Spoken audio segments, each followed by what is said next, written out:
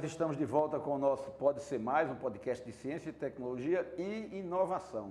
Esse programa é uma promoção, é uma atividade da Fundação de Apoio à Pesquisa do Estado da Paraíba, FAPESC, com apoio da Secretaria de Estado de Ciência, Tecnologia, Inovação e Ensino Superior, Fundação Parque Tecnológico da Paraíba, Governo do Estado e as instituições todas que desenvolvem ensino, pesquisa, extensão ou somente pesquisa no Estado da Paraíba. O nosso objetivo aqui é trazer a ciência para mais perto das pessoas, popularizar o conhecimento científico e também trazer, logicamente, pessoas que vivem a sua vida por intermédio da pesquisa ou desenvolvendo pesquisa, são profissionais pesquisadores, cientistas, para usar uma expressão mais popular. Mas a imagem que as pessoas têm de cientista geralmente é uma pessoa presa somente num laboratório. Mas nós temos ciências humanas, ciências sociais, ciências da saúde, ciências aplicadas, né, sociais aplicadas de modo geral. Temos as tecnologias e muitas vezes os laboratórios são ao ar livre. Não é um laboratório fechado, com ar-condicionado, com equipamentos e tudo mais. Às vezes o laboratório é no campo, no meio do mato. Mas a vida do cientista ou da cientista não é muito diferente da vida de qualquer outro trabalhador que acorda, se organiza e vai para o trabalho e volta de noite e tenta dormir, pelo menos quando o sono e os problemas permitem que ele durma. E o nosso objetivo aqui é fazer com que a ciência chegue cada dia mais próximo a você, a cada cidadão, a cada cidadã. Se o conteúdo que a gente apresentar aqui foi interessante, você clica e dá um joinha aqui, clica no, como é que chama? No mais, não no... inscrever no canal, tem outra coisinha aqui que é gostei. Clica aqui na mãozinha assim, que diz que gostou, porque ajuda também a divulgar. E compartilhe com as pessoas que você conhece e que possam se interessar também por esse conhecimento que a gente discute aqui. Hoje nós temos um convidado, mais um convidado, a gente está devendo algumas convidadas, já é o terceiro convidado em sequência. A gente tem tido uma tentativa de equilibrar aqui homens e mulheres, pesquisadores e pesquisadoras. Professor Marcos Vinícius Lia Fuch, prazer estar aqui. A partir de agora eu vou chamar só de Marcos Vinícius, porque é muito nome para chamar com o sobrenome completo. Mas quando você escuta Marcos Vinícius Lia Fuch, já dá para perceber que ele não é Araújo, não é Guedes, não é Rangel, não é Freire, não é Silva, não é Santos. Então o Lia Fuch, a gente vai falar sobre isso depois. O professor Marcos Vinícius é da área de engenharia química, né? É graduado em engenharia química e também fez sua pós-graduação, mestrado e doutorado na área de engenharia química e de química de modo geral, né? E desde então sua trajetória tem sido sempre dedicado à química de modo geral, mas principalmente focado em biomateriais. Estou errado? Perfeito. Então a primeira coisa que eu vou lhe perguntar, duas coisas aliás, queria que você lhe provocar com essas duas questões. Depois eu vou falando dos assuntos que o professor Marcos Vinícius pesquisa, os temas em que ele está envolvido, em tanta coisa, porque senão a gente fica só falando do currículo. O que foi que levou você à engenharia? Qual foi o start assim, que fez você descobrir que queria fazer a engenharia e ainda engenharia química? Né? E o que são exatamente biomateriais? O que é que... Material a gente sabe o que é, né? Isso aqui é material, isso aqui é material, isso aqui é material, mas e bio a gente imagina que bio é vida, tal. Então, mas um cidadão, uma cidadã comum quer entender assim, o que são tudo que pode ser chamado de biomaterial. Mas eu queria saber primeiro como você chegou à engenharia. Bom, primeiro meu boa tarde e meu agradecimento pelo honroso convite de estar contigo aqui e com teus telespectadores, teus ouvintes. Primeiro eu queria ser o desequilíbrio aqui, que a partir da minha vinda só vem mulheres. Né? Vamos fazer isso. Eu então posso atrair, motivar... 3 mulheres na sequência, tá? Pronto, eu me sentirei cumpridor da minha missão aqui. Por que engenharia química? Eu fiz vestibular no final da década de 70. Eu estudei no Estadual da Prata. Naquela época, quem gostava um pouquinho, tinha alguma afinidade com matemática, fazia engenharia. Isso. E eu gostava muito de química. Eu sou desse tempo também, viu? Terminei na Prata em 80. Eu terminei em 78. Então, bem pertinho. Bem pertinho. Eu tinha estadual, na época, a gente, para entrar na sala, tinha fila. Não sei se você pegou essa época também. Ainda. Rosseni, diretor ainda. Rosseni, diretor, e Divanice, a coordenadora, que quando ela apontava na sala, os meninos todos ficavam disciplinados. Joguei na quadra do Estadual da Prata com Macaíba. Eu também tive essa experiência. Então, tudo isso... Mas eu gostava muito de química. Eu tinha, na rua que eu morava, perto das Clarissas, tinha um colega meu que também gostava e ele tinha condições de montar um laboratório. Nós montamos um laboratório no fundo da casa dele. Eita. Nós sacrificamos muitos ratos, não é? Nós matamos muitas plantas, porque ele ia desenvolver um super fertilizante e investigar, então unir. Isso na época de estudante do ensino médio? Médio. Eu já dava aula naquela época e trabalhava no IASG à noite e dava aula particular. E esse meu colega é meu aluno também de matemática, física, e a gente montava. Sábado e domingo a gente se divertia. 17 para 18 anos você já dava aula? 15, 16 anos. Eu acho que eu ganhei meu primeiro dinheiro com 15 anos. Pô, começou cedo. Então, gostava, tinha um pouco de afinidade com matemática e gostava de química, vou fazer engenharia química, achando, professor Rangel, que ia estudar química. Eu passei 2 anos sofrendo em matemática, cálculo, física. Bom... Doido para ver química doido, e só chegava matemática. As preliminares. O que eu fiz foi dar muita aula de química, né? Logo em seguida... Engenharia tem um padrão, né, para todas as áreas. Né? Isso, e aí tinha aquela história de fazer engenharia, né? O meu filho mais novo, mais velho, eu estimulei ele para fazer matemática, física, né? Não, pai, eu quero ser engenheiro. Terminou? Eu digo, faça engenharia química. Depois, não, quero ser engenheiro de materiais. Terminou fazendo engenharia de materiais, os dois, né? O outro é engenheiro eletricista na Federal de Santa Catarina. Muito bem. E aí eu fiz a engenharia química, a engenharia por isso. E fui trabalhar e caí em piso de fábrica. Eu passei mais de 10 anos em piso de fábrica. Trabalhei numa empresa, 2 empresas, uma local, de transformação de polímeros, de plásticos, fazia embalagem plástica técnica. Essa fábrica que eu trabalhei, para quem nos escuta, foi a primeira fábrica que produzia embalagem do Pipos. Aqui em Campina Grande? Aqui em Campina Grande. Talvez muita gente não saiba, mas Campina tem indústria que desenvolve a partir de polímeros, né? De plástico, né? A maioria das pessoas imagina logo plástico, né? Mas tem muita indústria desde muitos anos aqui em Campina Grande. Muitos anos. Então, só para registrar historicamente... De borracha, né? De borracha, Alpargatas. A do pé lá atrás. A do pé, a fábrica da Alpargatas hoje começou com a do pé. Exatamente. Mas quando eu cheguei lá, eu trabalhei nessa fábrica, depois eu fui para Alpargatas. Na Alpargatas, nós fazíamos, talvez alguns aqui se lembrem, nós fazíamos, além de Havaianas, fazíamos conga. Não sei se você lembra de conga. Eu usei conga há muito tempo, né? Aqui eu acho que esses meninos são muito novos aqui, não usaram conga não. Conga e quichute. Pronto, é a mesma. A Alpargatas também era detentora do quichute. O quichute era produzido na fábrica de São José dos Campos. Eu visitei essa fábrica. E eu comecei como gerente de controle da qualidade, e depois assumi algumas outras gerências. E toda essa minha trajetória, depois eu fui promovido para ser gerente de fábrica em João Pessoa. Não tinha deixado de ser professor? Não, continuei dando aula. Era isso que é minha... Continuei dando aula, dei aula ainda até 1980. Eu dei aula na URNE, viu? Eu fui professor substituto. Ensinou em cursinho também? Cursinho campinense. Tá. Essa história... O cursinho campinense teve uma época que fez história. Era o único e o melhor cursinho da Paraíba, né? Mas eu fui professor lá não porque eu era um bom professor. Foi um acidente, um acaso da vida. Eu só tinha 19 anos e um professor teve uma morte assim, trágica de química, o professor Manuel, ainda me lembro. E faltou o professor, era final do ano, era agosto, setembro, precisava de um professor de química, não tinha disponível. Aí me pegaram lá, me chamaram, eu dava aula particular. Aí eu fui dar aula de química. A maioria dos meus alunos eram mais velhos que eu. Aí foi ficando? Fui ficando. Logo depois eu fui dar aula no CEPUC, que estava começando também. A professora Iara, é um registro importante. A Iara foi uma grande educadora na Paraíba. Não é? E Iara ia recrutar alunos na universidade. CEPUC também teve um período que era o colégio privado de Campina Grande. Era a marca, né? A marca CEPUC era forte. Por anos seguidos, nós aprovamos o primeiro lugar na Paraíba. No vestibular geral e nos cursos principais. Eu fui estagiário de psicologia lá durante alguns meses. Pronto, eu trabalhei lá, acho que uns 6, 7 anos ainda.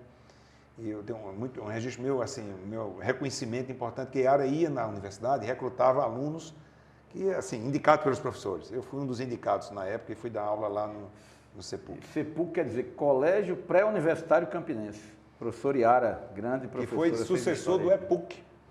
Que Estudos Pré-Universitários Campinenses, também criado pela professora Iara. A Iara é uma grande educadora.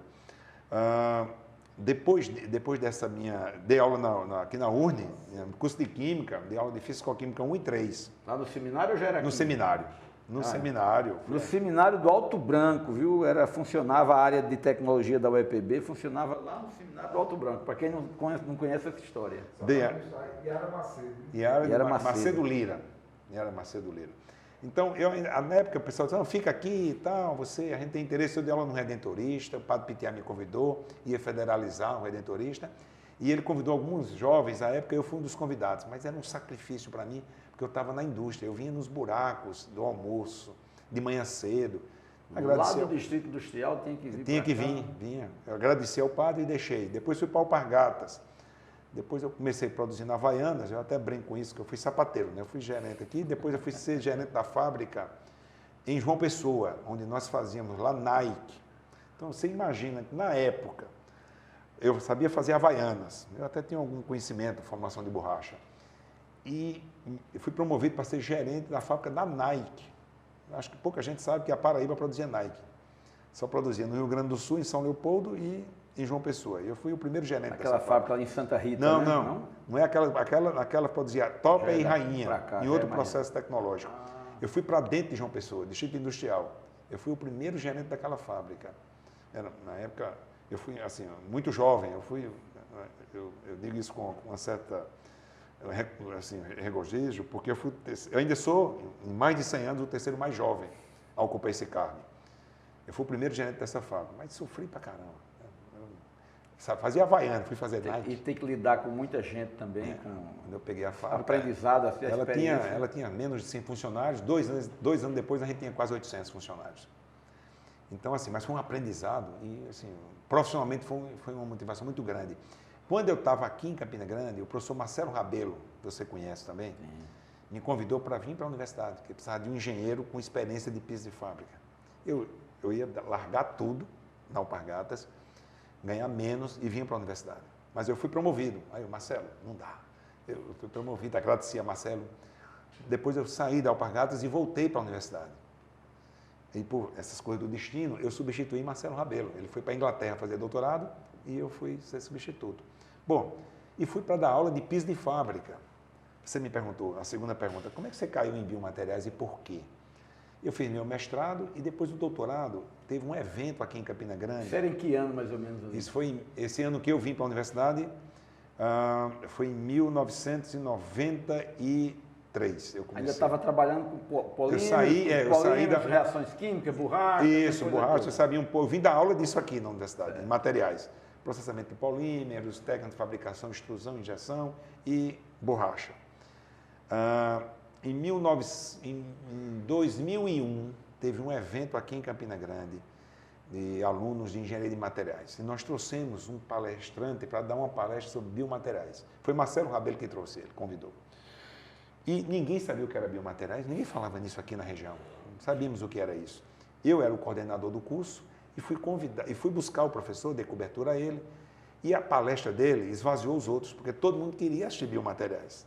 Professor Antônio Carlos Guastaldi. O Guastaldi é da turma pioneira de engenharia, a primeira turma de engenharia de materiais do primeiro curso do Brasil, que foi em São Carlos, né? Nós somos, Campina Grande tem o segundo curso, São Carlos tem o primeiro. E esse professor foi da primeira turma de graduandos lá, que entrou lá. E o professor olhou para mim e disse, eu digo brincando, foi paixão à primeira vista, assim, tirando suas brincadeiras com seus colegas da camisa, foi paixão à primeira vista. Ele disse, você já fez doutorado comigo. Eu não era mais nem um garoto. Eu estava com 40 anos. E eu disse, eu vou. Isso foi em setembro, agosto, setembro, eu pedi afastamento. Não foi fácil, porque o meu departamento... Até ali você não tinha ainda na cabeça em ser um pesquisador, em se dedicar à pesquisa e tal. Eu não sabia nem o que era biomateriais. Fazer uma linguagem direta com os seus ouvintes aqui, eu não sabia o que era biomateriais. Isso é importante. Deixa eu fazer um parênteses aqui. Isso é importante para mostrar, e é uma coisa que eu gosto de destacar aqui sempre que vem alguém para esse bate-papo. É como a gente faz planos, mas a vida vai oferecendo umas coisas que a gente não está nas contas, né? não entra no cálculo. A vida, de repente, abre uma porta aqui, você olha assim e diz, eu vou, não. Você vai, às vezes aquilo muda completamente todo o seu futuro, né? Tudo que você vai construir, porque foi uma decisão ali de um momento que às vezes você é inspirado por alguém e isso só prova para mim é exatamente essa questão, é que não está escrito nada, você está num rumo aqui, de repente uma novidade aqui, você olha podia não ter escolhido, podia não ter ido, mas foi, e isso mudou completamente. Completamente, porque quando eu pedi afastamento no departamento, os meus colegas, alguns argumentaram, o que é que Marcos vai fazer quando voltar? Nada. Trabalhar com biomateriais? Não tem nada aqui sobre isso. E eu fui, né? Era um momento decisivo para mim, porque se eu continuasse como mestre, eu não ia fazer, eu ia ser, né, um carregador de piano. E, bom, eu costumo dizer o seguinte, meus filhos, foi uma transição para meus filhos grande, assim, quebrar com 11, 12 anos, quebrar as relações aqui de amizade. Passar 4 anos fora. Passar 4 anos fora, constituir amizade. Para meus filhos não foi tão fácil. Para mim, o ambiente universitário é mais universal. Então, eu tinha colegas lá de todas as partes do Brasil, do Piauí, Maranhão, até o Rio Grande do Sul. E quando eu fui aprender o que são biomateriais, né? Mas eu gostava muito de química. Terminei mesmo sendo químico, sendo engenheiro químico, eu terminei fazendo um doutorado muito tranquilo. Eu digo brincando o seguinte, professor Rangel, que no doutorado, coisa que eu nunca tinha feito até então, eu só fiz estudar. Eu comecei a trabalhar muito cedo, então eu sempre estudei e trabalhei. 4 anos dedicados só a estudar? Não, eu jogava bola, falava da vida dos outros e tomava café. Ah, então tá bom. Então é uma beleza, eu digo sempre isso, foi uma beleza. Muita gente fica depressivo, fica careca. Eu jogava bola toda semana. E mergulhando fundo na química. Trabalhei de domingo a domingo. Eu só não estava no laboratório quando eu vim 2 vezes a Campina Grande com a família, ou quando eventualmente fui para um evento ou outro, um congresso, tive a oportunidade, na época, de ir para um evento importante, os mais importantes no mundo, em Cuba, que é o Biomate. É um evento muito interessante, professor Angel. Eu sei do que o senhor pensa nesse ponto de vista. Quando eu fui para Cuba, eu tive a sorte também, eu digo brincando, já vai fazer mais de 20 anos que eu estive em Araraquara. Se chegar na portaria e encontrar alguém daquela e perguntar, você lembra de um rapaz chamado, que é conhecido como companheiro? Vai ter gente se lembrando de mim como companheiro. Legal. De função daquela época, quando eu cheguei lá, era a campanha que Lula ganhou. Sim, 80, 90. 2001. Sim, 2001. 2001. 90 foi a primeira. 2001, eu vou até lá. Então, foi um momento muito interessante. E eu tive a sorte, é muito forte a organização lá. Você tinha ido a Cuba ali em 2000? Não, eu fui em 2003. Ah, tá. Porque na época... Cuba, naquela época, já tinha um avanço enorme nessa área, não, né, de pesquisa. Eu vou falar, se você eu vou só contar a história de como é que eu fui. Eu fui escolhido lá, na turma dos meninos lá, tem a Associação dos Pós-Graduandos. E uma colega minha, que hoje é professora na USP, disse, não, quem vai ser o representante agora dos alunos é o companheiro. E vinha uma representação que não mudava há anos. O representante vinha desde a graduação, entrou no mestrado, doutorado, sempre o mesmo. E ela armou a estratégia e eu fui eleito no primeiro momento. E passei a ser o representante dos pós-graduandos na chamada congregação lá, que é chamado colegiado aqui. E eu tenho, assim, a alegria de dizer o seguinte, os professores diziam ao meu orientador, olha... Era o centro acadêmico da pós-graduação. Isso. E alguns professores diziam, olha, Bastaldi, que é o meu orientador, o Marcos aqui, a gente entende ele como um colega. Eu já era professor aqui, mas lá eu era estudante. Isso. Quando apareceu esse evento em Cuba, o Biomate, a então coordenadora da pós, professora Maísa Furlan, que é vice-reitora hoje da USP, Isso. Não, desculpe, da Unesp. A professora Maísa Furlan é vice-reitora. O seu doutorado era na Unesp. É no Instituto de Química de Araraquara. Júlio Mesquita. Júlio de Mesquita Filho.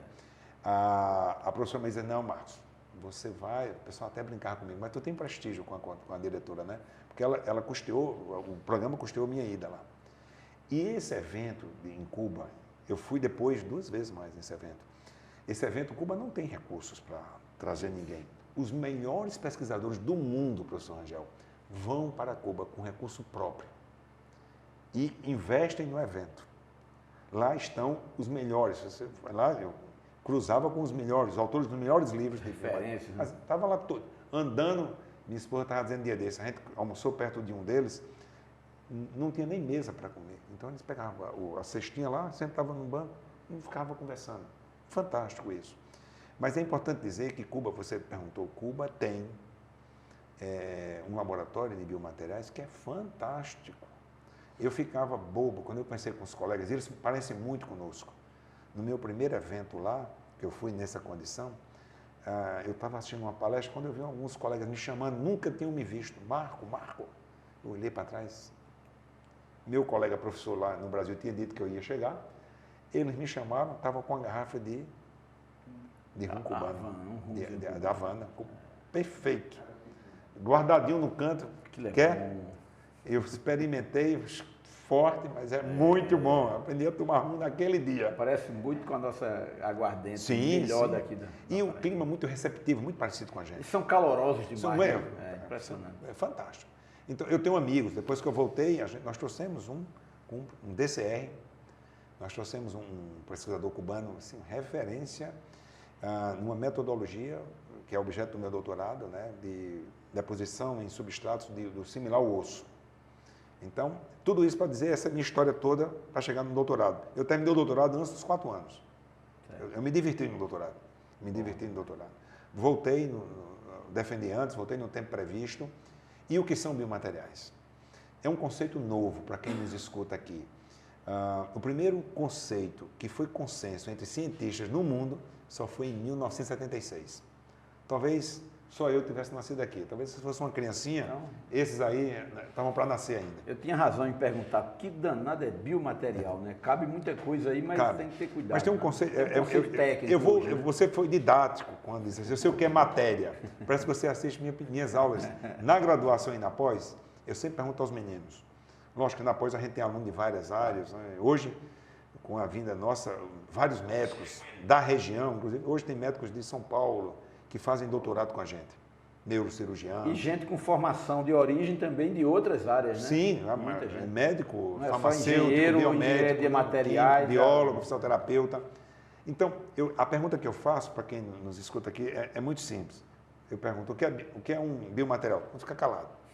O que é material? Todo mundo tem medo de dizer, né? Mas quando eu pergunto o que é matéria, todo mundo sabe, você falou, matéria, é isso aqui, tem massa e ocupa lugar no espaço. Acabou. Aí eu digo, pronto, o que é biomaterial?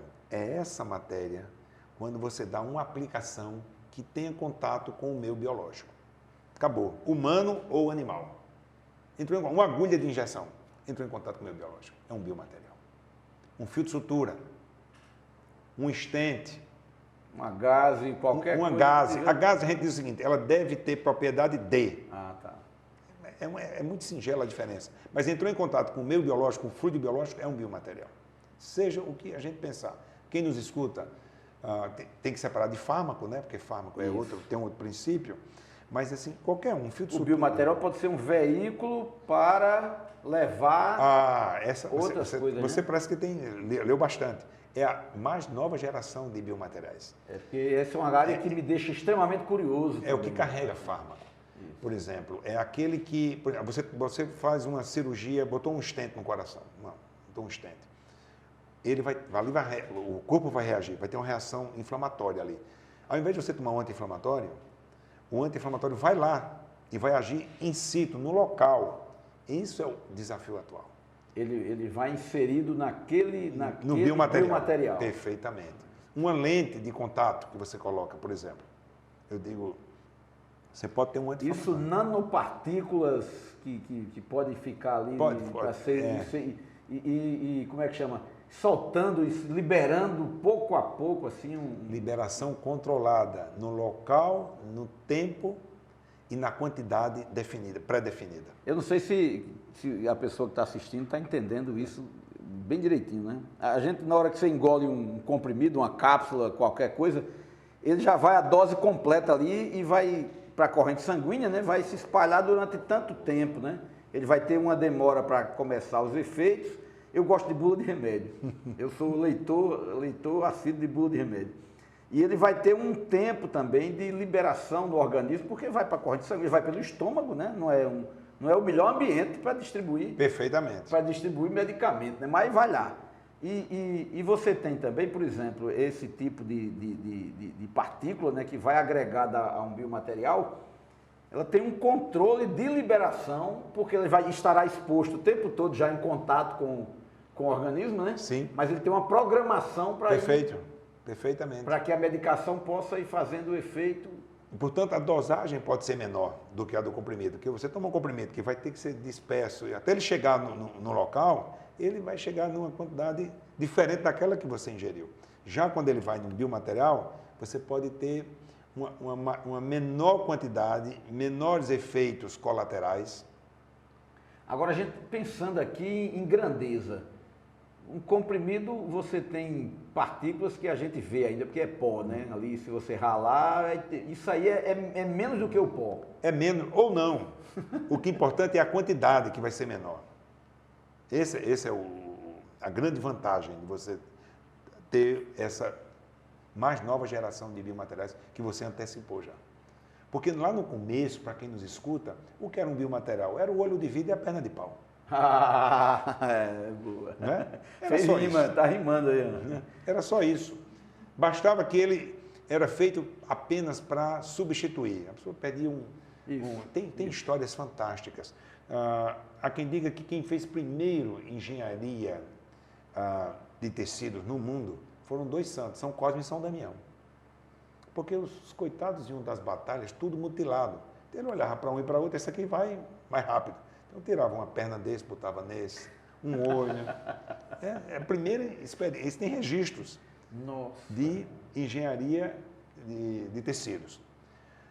As mais recentes, mais científicas, por exemplo, dizem que... todo mundo já ouviu falar aqui em gente que faz cirurgia de hérnia de disco, né? Pronto. Você usou um cimento lá. Esse cimento, prótese total de quadril, certamente quem nos escuta aqui vai saber alguém que fez uma prótese total de quadril. Hoje em dia, pela minha idade, caiu, vai fazer prótese. Para restaurar o osso dá mais trabalho. Usa um cimento que tem uma substância chamada metilmetacrilato. Você usou. Como é que esse produto entrou? É parente do Super Bonder. Eu já vi um médico, cirurgião, dizer o seguinte: estava fazendo cirurgia de prótese total de quadril, faltou cola. Ele mandou buscar Super Bonder. Sem problema. Não façam isso. Claro. Mas deu certo lá. Como é que esse produto foi descoberto, professor Rangel? Na Segunda Guerra Mundial, que as guerras ainda tinham aqueles aviões que saíam atirando, combatendo, aquela capa que tem no caça, aquilo é metilmetacrilato. Transparente com uma certa resistência. E aqueles estilhaços, quando batia as balas lá, não quebrava, mas quebrava o metilmetacrilato, aquela capa, e vinha podia bater nos olhos dos aviadores. Sim. Quando eles vinham da batalha que diziam, eles iam para exame médico, que era natural fazer. E um médico oftalmologista mais cuidadoso começou a observar que com o tempo tinha partículas lá. Estavam dentro do olho. E não dava inflamação. É biocompatível. Lente de contato. Como as próteses hoje, né, que foram evoluindo para um tipo de material, de metal que seria o mais adequado, né? O organismo absorveria. Perfeitamente. É diferente de botar um ferro qualquer, que já se usou, né, no passado. Outro material. Hoje chegou-se ao que? Ao titânio como principal. Fundamentalmente, se usa ferro na forma de liga. Isso. Liga, que chama aço. Para quem nos escuta, é aço. Não é qualquer aço. Isso. É um aço específico pelo teor que ele tem de um elemento químico chamado cromo. Quando eu dava aula há 40 anos, eu podia até fazer algumas brincadeiras, eu não faço mais. O cromo dependendo do teor de cromo, a liga com ferro dá um aço que é biocompatível. O titânio, eu digo a meus alunos, o leigo pode dizer, fulano teve um acidente, botou uma placa de titânio. Não é assim que a gente escuta? Isso. O leigo pode dizer isso. Uma fratura, mudou um osso, alguma coisa. Vocês não podem dizer. Agora, na odontologia, a maioria é titânio. Isso. Na ortopedia, é liga de titânio. Tem uma razão por que não cabe aqui a gente colocar. E o cromo entra como um componente importante? O cromo entra no aço. No aço. No titânio, no máximo, ele se liga com níquel. níquel. Tem a ver com a possibilidade de adaptação com o tecido humano? Pode chamar o termo de... Aí é biocompatibilidade, que você está falando. Biocompatibilidade. Exatamente. Essa é a palavra-chave. Que como é uma ciência nova, não está muito quantificada ainda, né? Teve só um cientista no mundo, um inglês chamado Lowry Hent, que que é uma referência, que ele conseguiu dar quantificação à biocompatibilidade. Mas ainda é uma coisa muito incipiente. Não tem no Brasil nenhuma publicação que quantifique isso ainda. Biocompatibilidade, eu poderia lembrar o seguinte, não sei se vocês já ouviram falar, pesquisas que tentam colocar, por exemplo, fazer transplantes em humanos com órgãos de animais, né? Coração de porco ou outros órgãos parecidos. Mas há também, por exemplo, pesquisas que envolvem pele de peixe para queimadura, pesquisa que envolve a utilização de pele de tilápia ou de outros peixes, né? Para substituir pele ou para desenvolver para virar pele humana, clara de ovo. Como é que é essa história aí? Não, eu acho que ele... Eu já adiantei. Ele está muito atento às tecnologias novas de biomateriais, porque eu fui uma vez lá no CertBio, que eu vou falar do CertBio ainda, eu fui uma vez lá e vi coisa para danada e algumas eu fui lembrando agora. Não, a pele de tilápia é um sucesso no Brasil.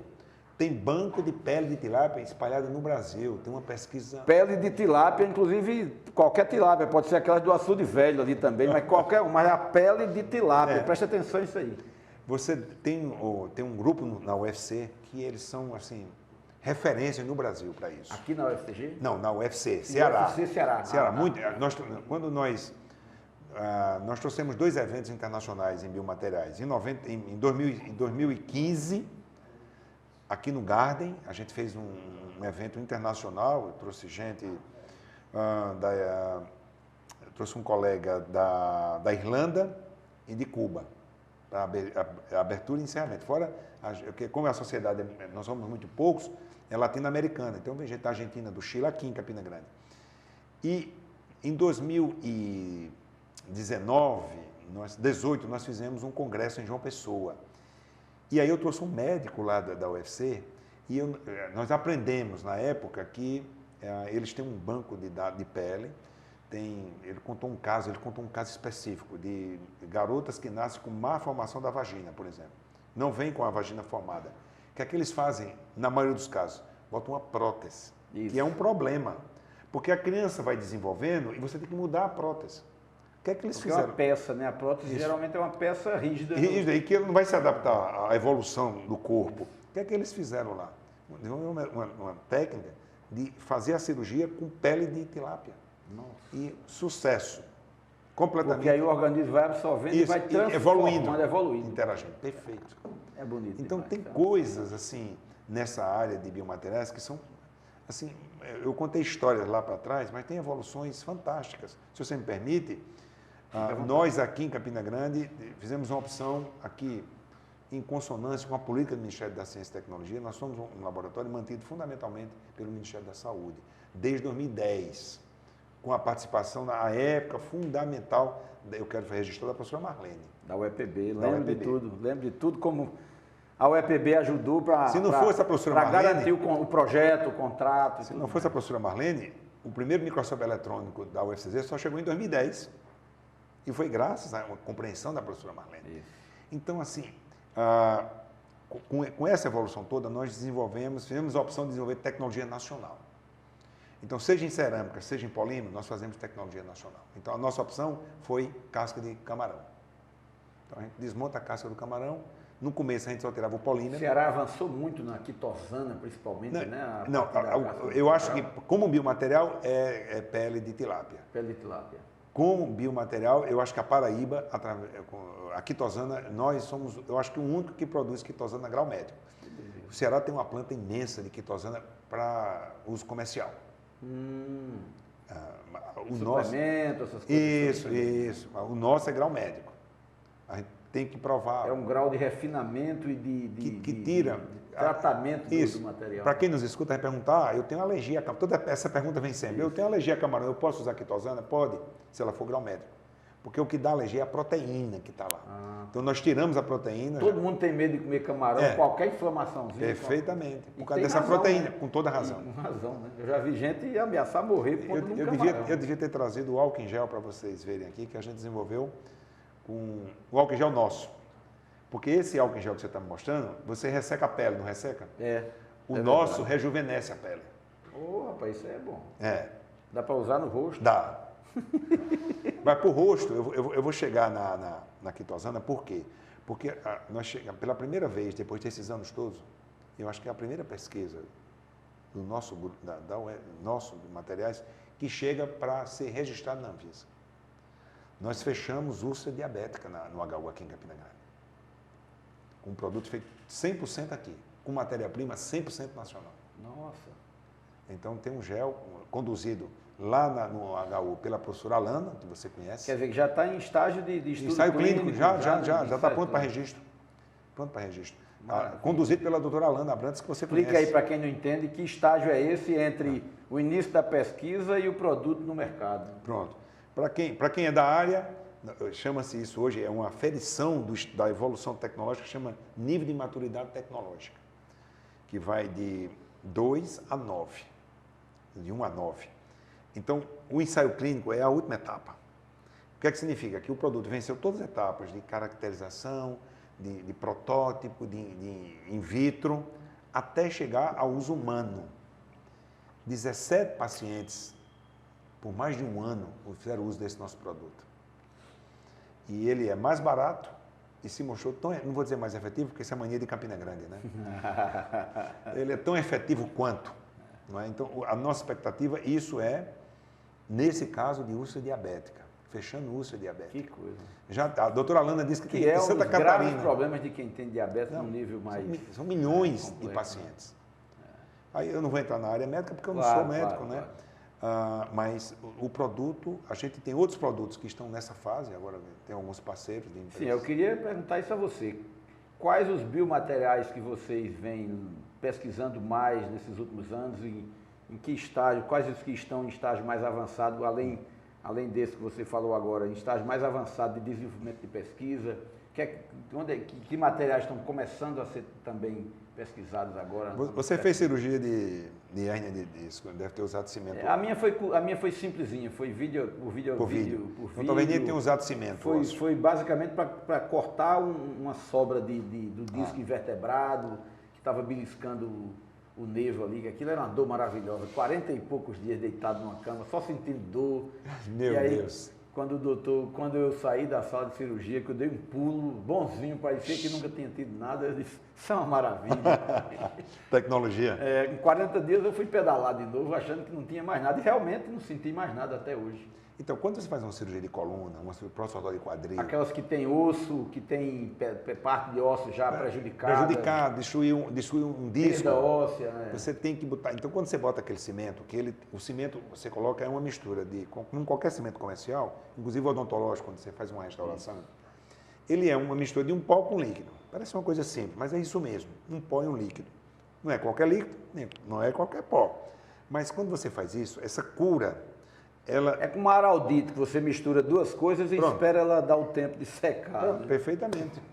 Esse tempo de cura eleva a temperatura, em caso do cimento biológico, pode chegar até 90 graus. Em 90 graus, o sangue desnatura. Então você infecciona a pele. É a maior causa de reoperação de prótese de quadril. Estatisticamente isso. Qual é o grande desafio nessa área? É desenvolver cimentos que baixem essa temperatura. Por conta da rejeição ou da da cura, do enrijecimento. Do processo. Do processo de cura mesmo. Você vai colar uma coisa na outra, por exemplo, prótese de quadril, para quem nos escuta, professor Rangel, você vai colar um polímero no osso. E ele não tem nada a ver quimicamente. Eles não conversam. Então quem faz isso é o cimento. O cimento vai cimentar lá. Então, essa cura vai até 90. Qual é o grande desafio dos grandes players mundiais? Onde é que as empresas investem dinheiro? Baixar essa temperatura de cura. No processo de cura. A gente tem algum progresso lá. A gente já tem algum progresso. Dependendo da idade do paciente e do local da fratura, a gente já tem solução. Tem uma empresa que é parceira nossa que ela deve dar entrada em um desses produtos já. Mas tem desafios muito, assim... A gente já fez fio de sutura biodegradável com quitosana. A gente já suturou, já testou em animal. Só tem um produto no mercado, todo mundo aqui já ouviu falar, Catgut. É a solução. Né? É que você faz uma cirurgia, dá aqueles nozinhos lá, os pontos chamados, né?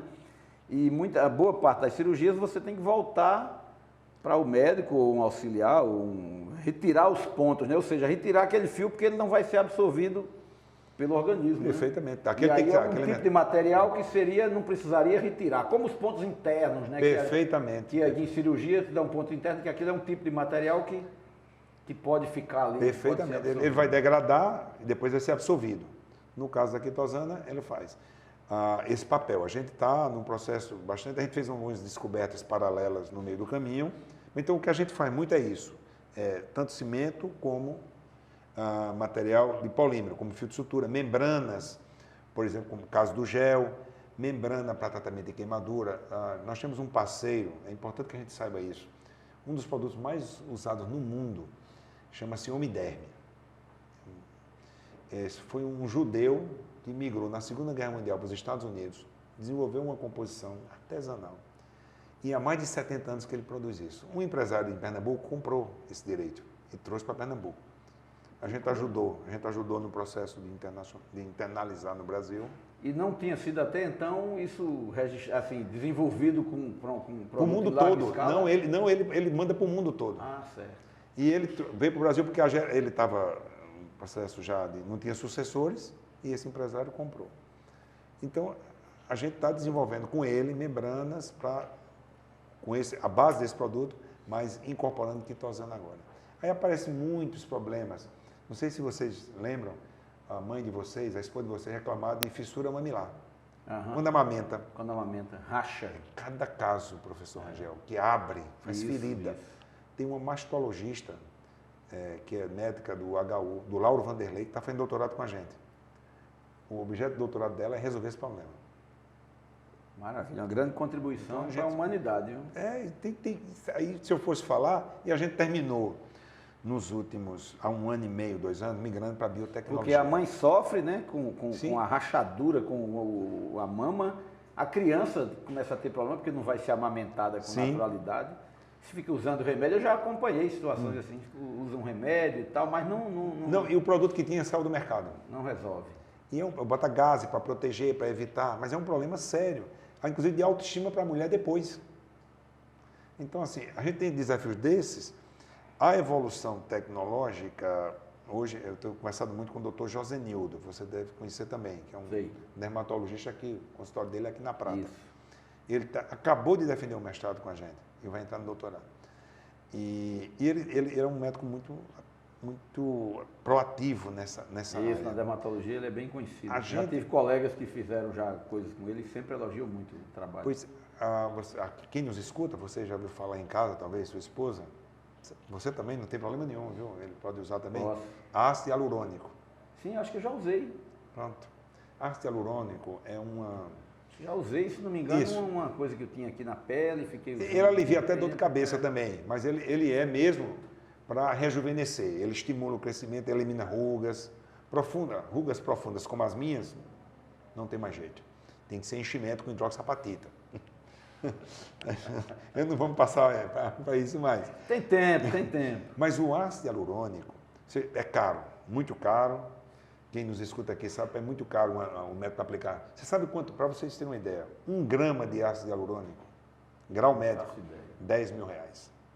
Hoje já tem produto cosmético que dizem que contém ali uma quantidade... Uma unidade internacional. Mínima, então, que é 1 milésimo do grama. É 1 milésimo. Mas olha o efeito. Da quitosana, você pode fazer um primo legítimo dele. Nossa. Então, esse a gente já obteve. A gente já obtém e a gente já tem feito alguns testes. Quando eu vou dar palestra, eu levo. Aí as meninas fazem um sucesso, né?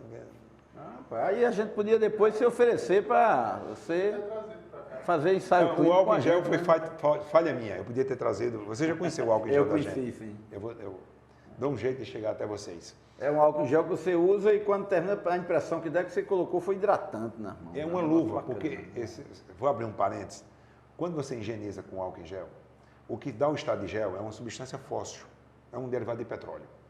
Que é para reter mais tempo. Somente para dar o estado, mas no instante evapora, o álcool vai embora. E fica o fóssil, que não tem nada a ver de proteção. Então, por isso que você, quando está no hospital, tem que lavar várias vezes. O que a gente desenvolveu, o álcool sai, mas a quitosana fica. E a quitosana é bactericida, fungicida e virucida. Então, você está protegido. Além de ser um primo distante do ácido hialurônico. É um primo distante. Pode melhorar a pele. Agora, a carbox é primo legítimo. E carbox vem de onde? Também da quitosana. Da quitosana? Também da quitosana. Nossa. Quem trouxe essa tecnologia para a gente foi um pescador cubano. Faz diferença o tipo de camarão que você recolhe? Ou não? A gente já testou, mas não faz muita diferença não. A gente já testou até pela estação do ano. Não faz muita diferença. Pode fazer diferença no rendimento da quitosana. Ah, tá. Mas não porque no final vai ser a quitosana. Natureza do produto Isso, vai ser exatamente, vai ser o mesmo, perfeitamente. Uma outra questão, Marcos, que é uma curiosidade, né? Você tem uma estrada já relativamente longa na Universidade Federal. 30 anos. De estudante, né? De estudante da universidade, depois volta como professor e já como pesquisador bastante tempo, mas somente agora, até onde eu sei, você entrou assim de forma mais firme na gestão, né? Assim, já tinha sido chefe de departamento, já tinha, mas muito dedicado à pesquisa, né? Bem focado sempre na pesquisa científica. Tanto é que você é da Sociedade Latino-Americana de Biomateriais, participa de outros fóruns, de outros órgãos, praticamente todos onde tem essa discussão. E atualmente você é presidente ainda da Sociedade Latino-Americana. Eu passei 8 anos na presidência. Eu saí faz uns 6 meses. Ah, tá. Agora, a minha primeira vice, que é professora da Federal da Unesp de Guaratinguetá, professora Ana Paula, assumiu a presidência. E tem uma proposta também, pelo que eu ando sabendo, que é uma ideia mais ousada de criar uma espécie de instituto aqui na Paraíba, um instituto que seja talvez do Ministério da Ciência e Tecnologia, tipo o INSA, o Fiocruz, coisas desse tipo. CETENE, Recife. Uma instituição que seja dedicada à pesquisa e desenvolvimento de biomateriais, mas uma instituição com perfil internacional. Como é que anda essa discussão? Bom, tem avançado? Tem sim. Qual é a motivação? O Brasil, anunciado pelo secretário de Ciência e Tecnologia, Insumos Estratégicos, Ministério da Saúde, em abril, com a presença de 9 ministros de peso, o Brasil é dependente de tecnologia em saúde, em biomateriais. O déficit na balança comercial é crescente. Quando eu comecei a falar com o professor Eduardo Jorge, da UEPB, é importante destacar o papel de Eduardo Jorge, em todo o fortalecimento dos laboratórios de biomateriais aqui no Nordeste. O déficit da balança comercial girava em torno de 11 bilhões de dólares, já está em quase 20. E o governo brasileiro é o maior comprador de tudo que é insumo, de tudo que é produto na área de saúde. Né? Então, junta essas duas coisas. O governo é um grande comprador. Com o déficit que nós temos, o governo tem uma política intensa, que está anunciando, inclusive nos chamou para um evento dia 28 de setembro, para fortalecer os laboratórios e as indústrias nacionais de forma a substituir a importação. Então, o que nós apresentamos para o Ministério, professor Rangel, foi dizer o seguinte: nós podemos juntar as competências que nós temos nas universidades, formando uma rede para participar efetivamente no desenvolvimento da substituição dessas importações. Então, de Sergipe até o Amazonas já tem. Esse final de semana, o pessoal do MCTI já contactou comigo para entrar agora, o pessoal de São Paulo. Então, essa rede, porque o que eu tenho, quando me provocou sobre matéria e material, eu disse o seguinte: olha, nós queremos criar uma rede que não faça pesquisa só, ela entregue material, e material é uso, é que gere riqueza para esse país. Então, nós estamos tentando juntar competências que se somem, não se sobreponham, mas que se somem. Que desenvolva produtos e que esses produtos cheguem na ponta, exatamente, né? No cidadão, na cidadã. Então, esse é o objetivo, essa rede que nós chamamos. Eu fui modestamente a primeira vez. Inclusive, o custo disso para o Estado brasileiro seria, assim, fenomenal. Eu escutei isso. Comparar com o que é hoje. Se você fizer a compensação, não é? Olha um déficit anual de mais de 20 bilhões. Tem um número interessante. A AstraZeneca, que ficou conhecida durante a pandemia. A vacina, eles têm um produto, que deve ser a última etapa da nossa conversa, que é biotecnologia. Tem um produto que tira você da depressão. Eu estou falando de uma doença que, na minha geração, quando eu tinha 15, 20 anos, a gente chamava de doido. Ia para Dr. Maia ou para João Ribeiro. Não era assim? Exatamente. Hoje, a ciência provou que não, é outra coisa. Isso é um problema clínico que você tem que tratar E as pessoas devem ser encaradas como qualquer outra, né? Tem a ver com a bioquímica do cérebro e uma série de outras Exatamente questões isso. de funcionamento. Então, hormônios. essa substância tira você da depressão. A AstraZeneca tem poucos países têm estado à frente dessa pesquisa, pouquíssimos. Eu disse no Ministério da Ciência e Tecnologia, a ministra, o Brasil não pode perder a possibilidade de ser a grande referência para a América Latina. No Canadá, Estados Unidos já tem alguns estados que já está bem evoluído. No Canadá, a AstraZeneca investiu, ano passado, 12 milhões de dólares apenas para monitorar pacientes no hospital, em leitos, usando esse fármaco. Apenas, já desenvolveram o fármaco. Então, é um mercado, é como disse o Dr. Carlos Gadelha, do Ministério da Saúde, saúde é dinheiro, é economia. É verdade. Se a gente substituir importação, nós podemos exportar, inclusive. Então, todo esse desafio que a saúde hoje tem que ser encarada, porque cada vez é mais caro, quem paga plano de saúde sabe disso, não é? Isso. Saúde é caro, porque tem conhecimento, tem tecnologia, buscar isso é o grande desafio. E a gente espera que, a informação que eu tenho mais recente é que a UFCG, o professor Antônio receberá uma notificação do Ministério se a UFCG topa coordenar essa rede internacional. Então, Maravilha. espero que isso se transforme o quanto antes. Quem sabe num grande instituto aí de biomateriais internacional, vamos dizer assim, o embrião pode Sim. ter nascido aqui, né? A UEPB está participando, nós contactamos a UEPB, a UFPB está participando. Essa questão, eu fiquei aqui lembrando desse tópico da questão de problemas de depressão que você falou. As doenças emocionais Sim. como um todo, elas estão presentes hoje no mundo inteiro, né? E há também, eu acho que todo mundo que acompanha aí sabe disso, há produtos sendo desenvolvidos e pesquisas, até produtos historicamente conhecidos, né? Desde camomila ou pequenas coisas, o mulungu, tem pesquisa aqui com mulungu também aqui na Paraíba, aqui na UEPB.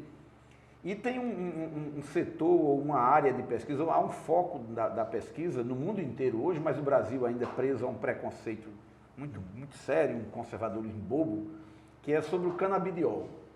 E eu sei que você está liderando também umas ideias de um grupo que busca criar condições para que também desenvolva, que seja autorizado o desenvolvimento de pesquisas com o canabidiol, vinculado também à ideia de biomaterial que possa controlar a liberação disso. Eu fico imaginando o tempo inteiro, porque não sei se vocês já viram, o adesivo que se usa tem o adesivo para diabetes, que vai liberando insulina, tem o adesivo para fumante, que quer deixar de fumar, que usa... O adesivo, para mim, é um dos chamados biomateriais aí mais interessantes, porque eu fico imaginando o seguinte, eu sofri muito com dor na coluna. E uma das coisas melhores que eu vi, eu costumo tomar um comprimido, não foi propaganda aqui qual é, mas um que é para dor e também é um relaxante muscular. E eu tomo 2 e pronto, eu passo 15 dias, um mês, eu tomo naquela hora que dói muito quando eu faço uma viagem mais prolongada, eu durmo numa posição meio ruim e tal, enfim, não vem ao caso. E eu descobri um adesivo, tipo, antigamente a gente usava em plástico sabiá. Em plástico sabiá. Quando tinha um torcicolo, quando tinha uma coisa assim, em plástico sabiá, acho que ele vinha, não sei se era vinha com cânfora ou com algum tipo de coisa para mentol, alguma coisa, aquela coisinha gelada. O problema do plástico sabiá era para arrancar depois, né?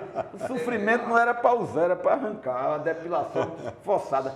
Aí eu achei um adesivo que é um gel para dor, né? E ele tem uma ação de 8 horas. Eu lembrei disso agora aqui, porque foi um dos melhores remédios. Eu com a dor danada na coluna, aí usei o adesivo, primeiro que ele já entra com um gelinho ali acho que mentol, da cânfora, alguma coisa que já dá aquela sensação boa. Eu dormi uma noite inteira, no outro dia eu não tinha dor nenhuma de manhã, eu achei fantástico isso. E depois já usei outros, eu sempre tenho um adesivozinho guardado em casa, porque eu resolvi. Mas como é que anda, a quantas anda essa ideia ou a proposta? Porque a Paraíba já tem, João Pessoa, uma autorização, tem um centro de estudos, tem todo um desenvolvimento de pesquisa, né? Uma associação que desenvolve o uso do canabidiol para uma finalidade clínica específica, com controle, com tudo bem feito, muito bem feito, né? E eu avalio que a gente tem um potencial gigantesco no Nordeste, na Paraíba, para desenvolvimento de pesquisa nessa área e de produtos e de fazer a ciência avançar rompendo essa coisa. Como é que você está vendo isso hoje e que informações a gente pode adiantar sobre eu agradeço a tua pergunta, porque eu vejo essas discussões na imprensa, porque vai liberar, não sei o que. Uma bobagem. É bobagem. Eu falo como pesquisador. É, claro. Olha, isso é um fármaco como qualquer outro. E se ele tem ação terapêutica, tem ação... Veneno de cobra não é usado, né? Como remédio, né? Perfeito. Eu só trato se for nesse nível. Então, no caso do cannabis, do derivados da cannabis, nós temos autorização da Anvisa para fazer controle da qualidade. Bom. Nós começamos com a cannabis, depois a gente migrou para a psilocibina também, mas hoje nós já identificamos, desenvolvemos uma metodologia para fazer controle de qualidade, porque é um risco. Tem um dado interessante. A Anvisa já autorizou, escutem bem, a Anvisa já autorizou 40 produtos à base de cannabis. 25 já estão sendo comercializados. Olha aí. Então avançou muito rápido. Há 3 anos era proibido falar. Estava travado. Era proibido falar. Até o nome o pessoal dizia baixinho, assim, porque cannabis, parecia com cana, né? Cana de açúcar, mas canabidiol, cannabis, aí o povo já fica com medo. É um negócio assim insano, né? E cada vez nós vamos compreendendo mais e melhor que são 2 produtos fundamentais que estão quando você faz a extração do óleo. O chamado THC e o CBD. O CBD, que é o canabidiol, ele fundamentalmente só tem essa ação mesmo. Dependendo do percentual, o THC ele é importante, mas ele deve ser visto como fármaco. Fora disso, não tem nem o que conversar. Quando eu recebi a primeira vez, vieram 2 colegas médicos, e um médico muito espirituoso, cara, muito tranquilo, a gente não se conhecia, mas ele olhou para mim, professor, ele fala bem assim, o senhor já experimentou? Eu quase, na minha idade, eu fiquei todo sem jeito para responder.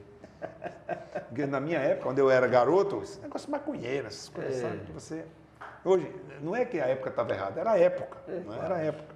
Aí ele disse, professor, estou brincando com o senhor não sabe o efeito que dá para pessoas ansiosas, que têm um ritmo de vida assim como o do senhor, um pouquinho, dá um relaxamento. É porque o povo confunde, inclusive essa semana eu estava numa reunião, alguém falou, uso medicinal da maconha. Aí eu disse, olha, maconha é cigarro fumado. Isso. Vamos separar as coisas. Está falando de uma planta, né, que é a cannabis sativa, e que ela tem vários princípios ativos. Inclusive é usado há séculos, parte de um tipo de cannabis é usado como, o cânhamo usado para fibra, para fazer vela, que eu digo é pano, de roupa, calçado. Eu fui procurado para isso. Professor, eu quero saber como é que eu uso eu quero a fibra agora, para incorporar no tecido. Sabe, deve ser tratado da forma social, científica e econômica. Fora isso, eu acho que é bobagem ficar discutindo essas coisas. Eu não entro nessa discussão. E a psilocibina, porque assim, é bom lembrar disso, porque são outras questões, são 2 questões diferentes, mas são, vamos dizer assim, psicoativos de modo geral, ou produtos que usados alteram estados da consciência, e há pesquisas no mundo inteiro também sobre a psilocibina, né? Como é que vocês começaram ou só pensaram e não foram adiante? O cogumelo mágico é proscrito no Brasil, você não pode usar.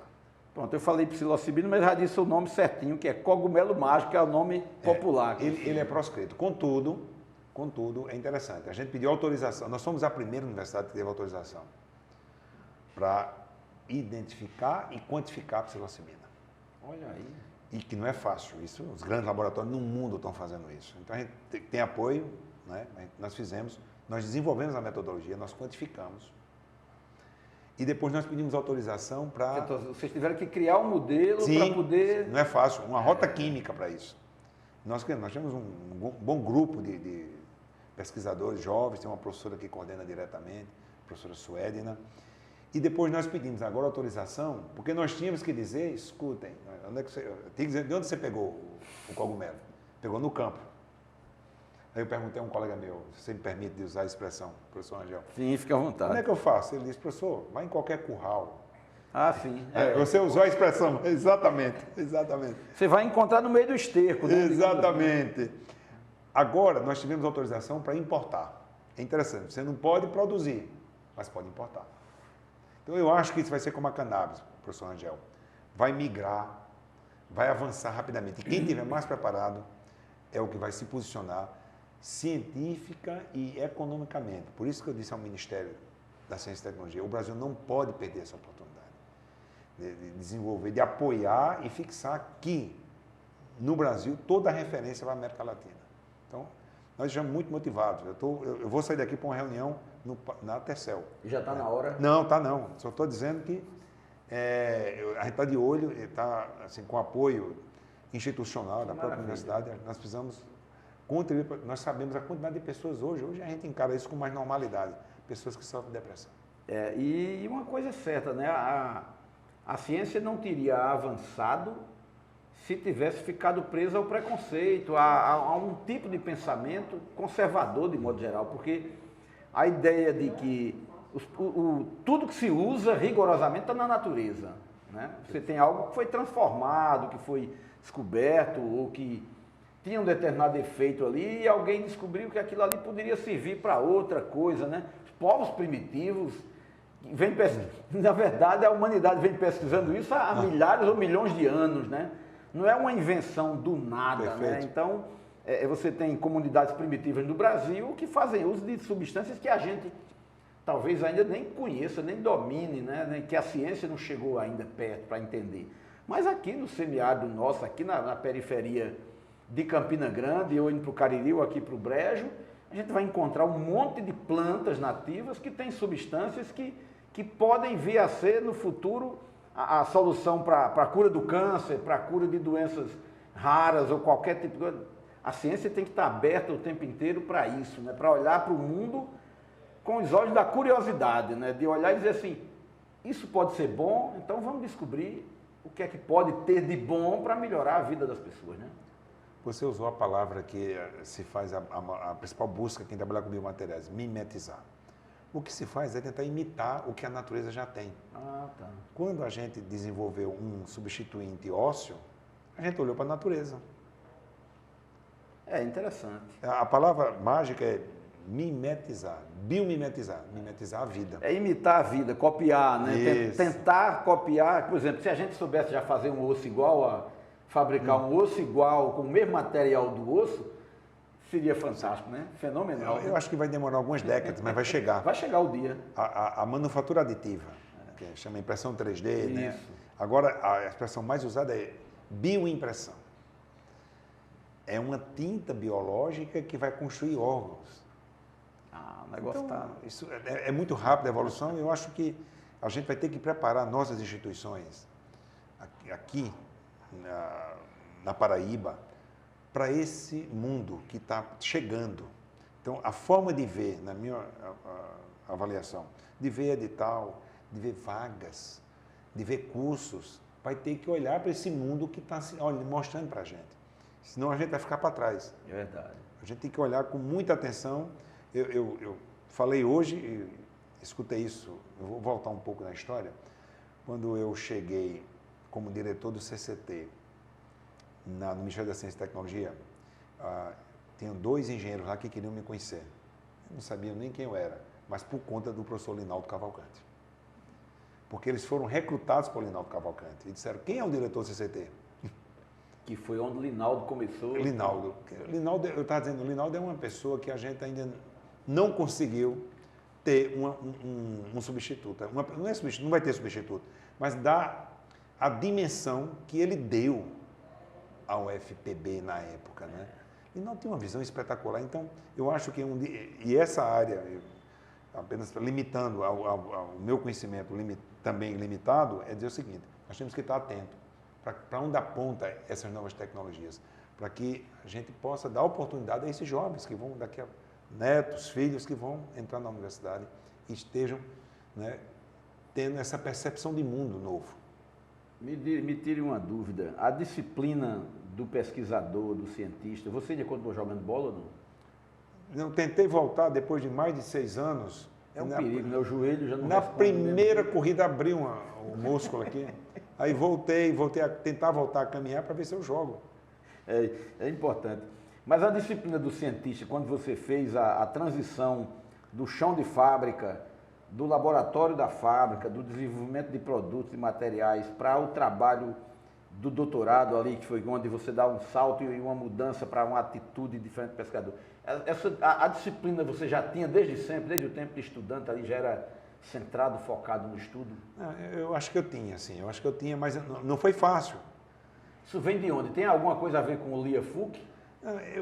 Eu brincava com meu pai. Dá para ver claramente que, como eu disse no início aqui, você não é Araújo, não é Souza, não é Lucena, não é Guedes, tem uma origem asiática, de modo geral, oriental, né, digamos assim. E até onde eu sei é do seu avô, que veio como imigrante para o Brasil, né? Tem um pouco dessa história assim que... Eu acho que tem, eu não conheci meu avô. Na família, recebeu alguma herança nesse sentido de disciplina, de foco ali na atividade, no trabalho, de orientação? Eu acho que talvez um conjunto. Eu faço um registro interessante. Meu avô talvez tenha sido o primeiro chinês aqui em Campina Grande. Meu avô chegou no Brasil com 23 anos. Isso há mais de 100 anos. Chegou do Pará? Ele foi parar em São Luís. São Luís do Maranhão. Eu acho que meu avô queria ir para a China. Não sei se você sabe disso, vocês sabem disso. Em Cuba não tem japonês. Não, só tem chinês. Sabia. Só tem chinês. Eu acho, aí depois, quando eu estive lá, foi que me disseram isso, quando eu falei essas coisas. Eu acho que meu avô queria ir para Cuba. Ele saiu, ele tinha, até onde eu sei, ele tinha 3 filhos. Não, tinha 2 filhos e a mulher estava grávida.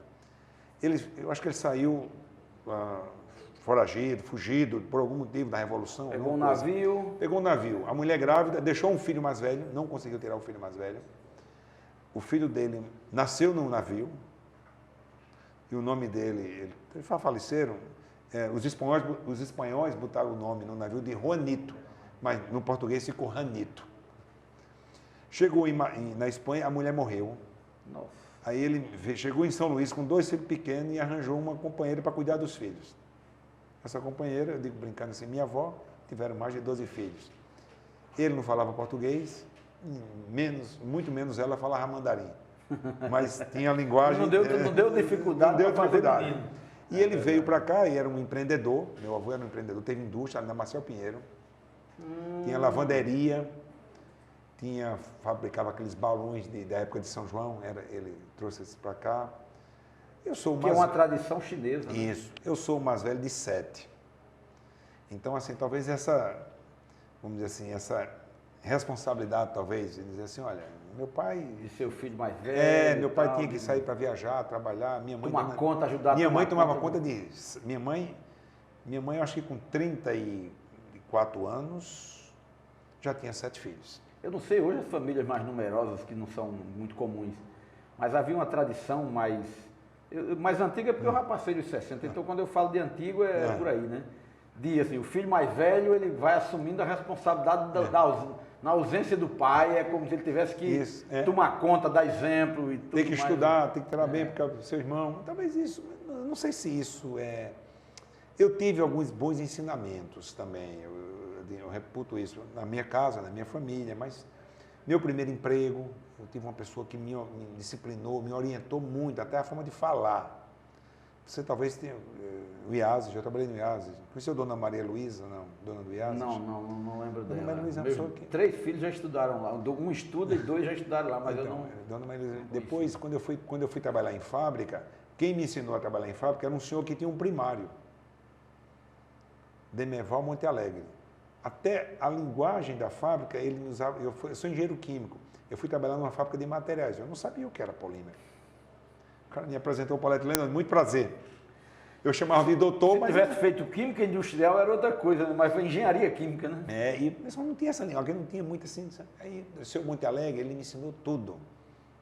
Subia na máquina, o cara tinha... Eu tinha 23 anos, ele devia ter mais de 60, tinha mais.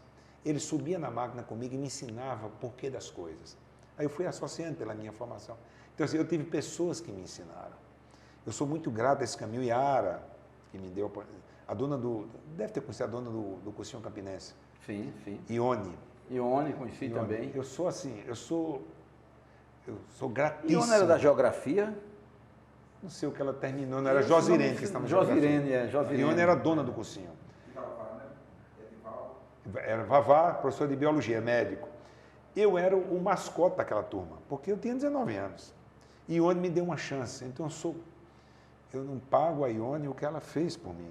Dá uma oportunidade. É um menino de 19 anos que dava aula particular. Você se sente responsável, né? Quando alguém entrega assim. Eu digo brincando, eu não namorei quando eu era jovem, porque eu só fazia estudar no final de semana. Porque eu tinha que estudar. O professor de cursinho bom é aquele que não usava papel. Tinha que ir para o quadro e gastar a palavra. Quando eu fui sair, eu sou devedor com o Ione. Eu sou muito grato. É importante um registro desse também, Não, né? muito Porque importante. a gente tem uma trajetória que às vezes tem gente que olha e diz assim, fulano de tal é genial, fez isso, fez aquilo, faz isso, faz aquilo aí.